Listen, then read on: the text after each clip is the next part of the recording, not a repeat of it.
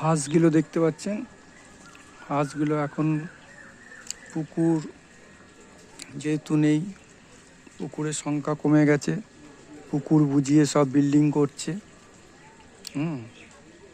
বড় বড় প্রমোটাররা সমস্ত বাড়ি করছে, বিল্ডিং করছে, সমস্ত পুকুর বোঝাই হয়ে যাচ্ছে।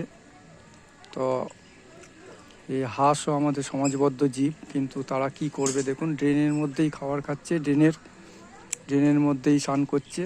দেখতে পাচ্ছেন হাঁসগুলোকে, হাঁসগুলো ড্রেনের খাবারই খাচ্ছে। যেখানে হাঁসরা পুকুরে চড়তো, পুকুরে গুগলি খেত, মাছ খেত, এখন আর কি করবে, ড্রেনের নোংরাই খেতে হচ্ছে ওদের। পাকা রাস্তায় চলাফেরা করছে, ওরা যে সুন্দর করে স্নান করবে। এদিকে দেখুন বাচ্চারা রং খেলছে, রং খেলার দিন চলছে, রং খেলছে। দেখুন